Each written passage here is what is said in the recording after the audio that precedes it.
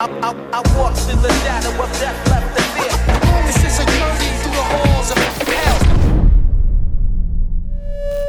Yes people, what is good? I am BA, and today's movie I want to talk about is Happy Gilmore. In my opinion, Happy Gilmore is one of Adam Sandler's best movies, if not the single best movie, and it's also one of his first, and I guess that's a testament to, in my opinion, how a lot of artists peak quite young, and I do have theories as to this because I'm an artist myself, and I pay a lot of attention to writing quality, because that's what I was known as an artist, so that's what I always try and maintain, because I've seen my whole life artists I've respected in film, music, etc. get to a certain level of fame, notoriety, and then their art stagnates. And when I was young, I literally thought, man, you must have your best artistic years until you hit 35, 40, and then just like physicality, it must steadily decline. This isn't true. I can tell you this right now as a 41-year-old man. That is myth. So it's not just a natural deterioration of creativity with these people. I can guarantee you it. So what is it? To me, it's got to be the other side of it. You get money. You get a really busy schedule because you're now famous. You get a million projects thrown at you. You get parenthood.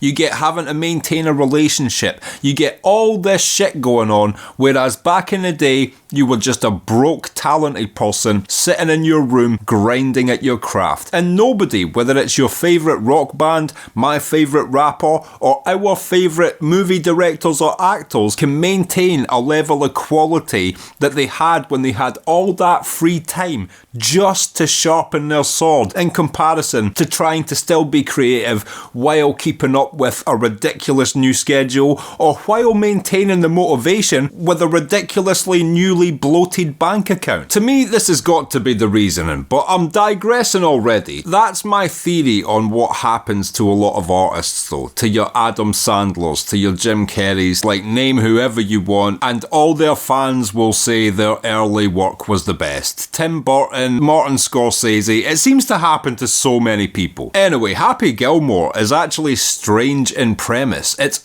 like thinking about it from a comedian writing one of his first big movies, but it works so brilliantly. And it's about a violent hockey player who realises he can hit a running shot on a golf tee and have one of the best drives in golf of all time. Now, because his mother's home is being repossessed, he needs to get tournament money from golf to try and win her house back, and this motivates him to segue into golf with the help of Carl Weathers playing a legendary role as Chubbs, who sort of teaches him the other side of golf, you know, chipping, putting. Anything that doesn't require sprinting at a golf tee and smashing it with a hockey stick, he needs a little bit of work on. And Carl Weathers is one of, but not the only component which raises this above your typical tacky comedy. For me, the other main component is, it's got a legendary antagonist in Shooter McGavin. I mean, this guy plays the role so perfectly. He has some of the best lines of all time. He's so smug. He's so pompous. He gets what he deserves, just like a classic villain, but he's so memorable in his role. And he truly is the yang to Adam Sandler's yin in this film, and they work together and bounce off each other so well in the scenes they share. But the other reason why this is one of Adam Sandler's best movies is, and this is why I digressed at the start and I'll hark back to it, this was the highest writing quality. If you were to just put on a speedometer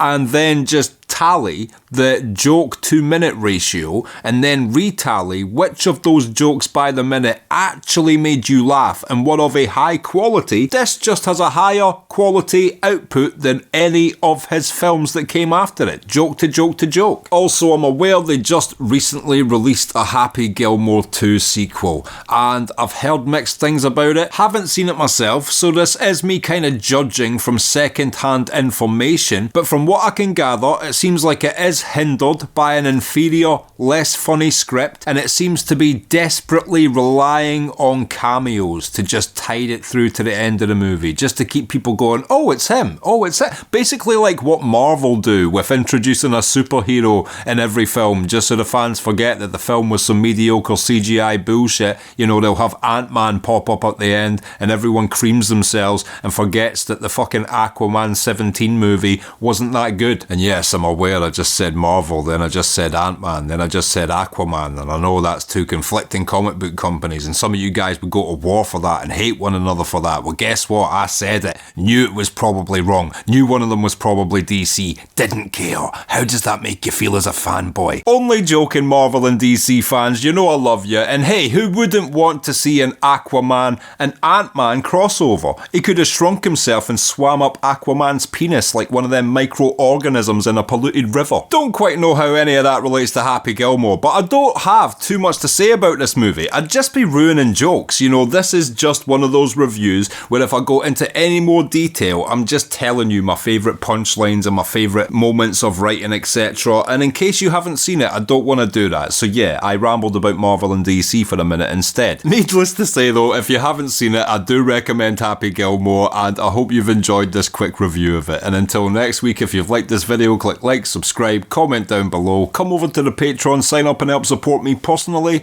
I've been BA. Peace.